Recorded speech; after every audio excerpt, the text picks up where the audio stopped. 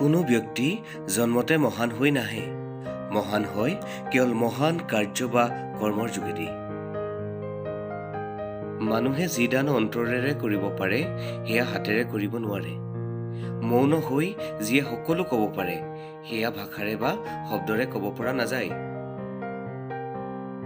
অতি সুখত আৰু অতি দুখত কেতিয়াও সিদ্ধান্ত গ্ৰহণ কৰিব নালাগে, কাৰণ তেনে সময়ত লোৱা সিদ্ধান্ত ভুল হোৱাৰ সম্ভাৱনা অধিক হয়। মই কৰিব পাৰোঁ, এয়া হ'ল আত্মবিশ্বাস, কিন্তু কেৱল মইহে কৰিব পাৰোঁ, সেয়া হ'ল অহংকাৰ। গতিকে আত্মবিশ্বাসকে আদৰি লওক, অহংকাৰক নহয়। কোনে কি কৰি আছে বা কিয় কৰি আছে, এইবোৰৰ পৰা আপুনি যিমানেই আঁতৰি থাকিব পাৰিব সিমানেই আপুনি সুখত থাকিব।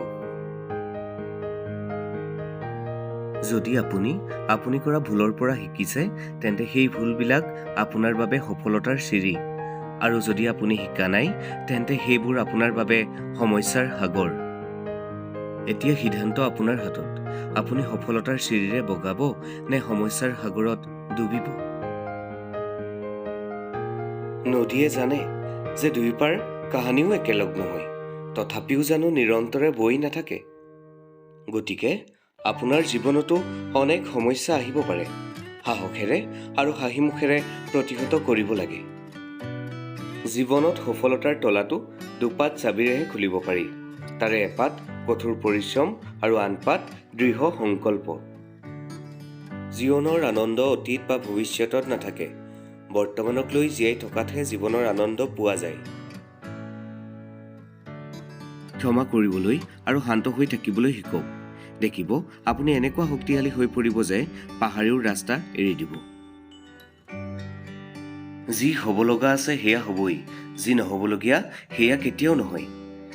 এনে চিন্তা যাৰ মনত থাকে তেওঁক আন কোনো চিন্তাই আমনি কৰিব নোৱাৰে।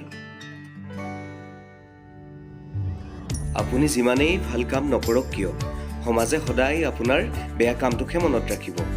সেয়ে আনে কি ক'ব বুলি ভাবি বহি নাথাকিব। আপোনাক যিমানেই হিংসা কৰা মানুহৰ সংখ্যা বাঢ়ি গৈ থাকিব, অনুমান কৰিব পাৰিব যে লাহে লাহে আপুনিও সফলতাৰ বাটত আগুৱাই গৈ আছে। আপুনি পৃথিৱীলৈ খালী হাত লৈ আহিছে আৰু খালী হাতেৰে যাবও লাগিব। ৰৈ যাব কেৱল আপোনাৰ কৰ্ম। গতিকে এনে কৰ্ম কৰিবলৈ সদায় চেষ্টা কৰক যি কৰ্মই আপোনাক মৃত্যুৰ পাছতো জীয়াই ৰাখিব পাৰে। সত্যই কেতিয়াও দাবী নকৰে যে ময়ে সত্য, অসত্যই কিন্তু সদায় দাবী কৰে যে মইহে সত্য। তথাপি শেষত কিন্তু সত্যৰে জয় আৰু অসত্যৰ পৰাজয় নিশ্চিত।